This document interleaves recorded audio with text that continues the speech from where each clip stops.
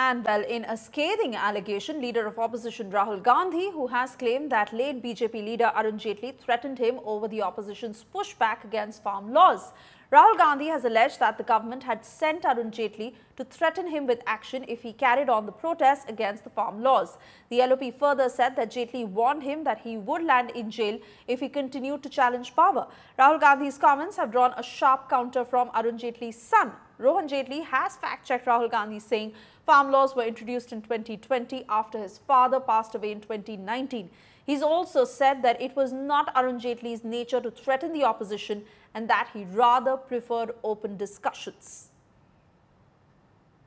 I remember when I was fighting the farm laws, and he's not here anymore, so really I shouldn't say it, but I will.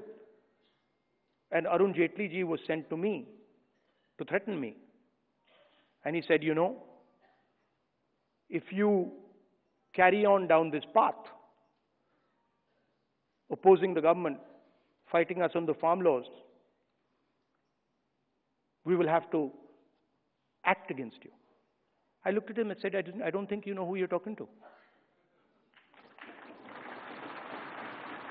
I don't think you have an idea who you're talking to.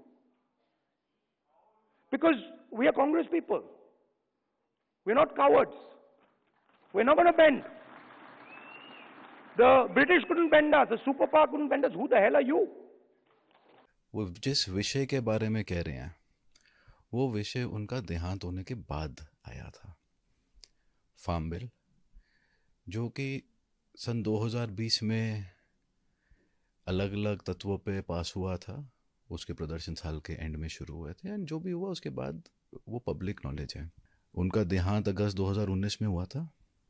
उससे चंद महीने पहले से वो बीमार रह रहे थे, और कहना कि भाई उन्होंने मिलके मेरे को धमकाया, ये बिल्कुल ही एक झूठ है। और इस विषय के बारे में अब ऐसी कौन सी मीटिंग हुई जिसके बारे में कोई नहीं जानते, उसके बारे में कोई क्या टिप्पणी करी जाए?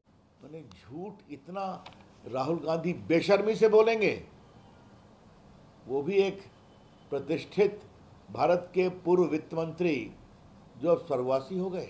याद करिए, उन्होंने कहा था कि नौजवान देश के प्रधानमंत्री नरेंद्र मोदी पर डंडे चलाएंगे। याद है आपको, उन्होंने कहा था। और उन्होंने कहा था कि मैं जब एक बार बोलूंगा तो संसद हिलेगी। याद है ना? तो धमकाना, हड़काना, लोगों को डराना, ये तो राहुल गांधी की फितरत है ना। हर दिन एक नया झूठ, हर दिन एक नया प्रोपेगेंडा। राहुल गांधी जी को मैं याद करवाना चाहता हूं, श्रीमान अरुण जेटली जी, सभी राजनीतिक दलों में उनकी रिस्पेक्ट थी, एक्सेप्टेंस थी, सर्वमान्य नेता थे वो। उनकी मृत्यु 24 अगस्त 2019 को हो गई, और कृषि कानून 17 सितंबर 2020 और 20 सितंबर 2020 को ये लोकसभा और राज्यसभा में आए और मंजूर हुए। कितना झूठ बोलेंगे राहुल गांधी जी? जब बिल ही बाद में आए तो अरुण जी कब आए? उनकी मृत्यु हो चुकी थी, कब उनको धमकाने आए? श्रीमान राहुल गांधी जी को अरुण जेटली जी के परिवार से और भारतीय जनता पार्टी और देश से माफी मांगनी चाहिए।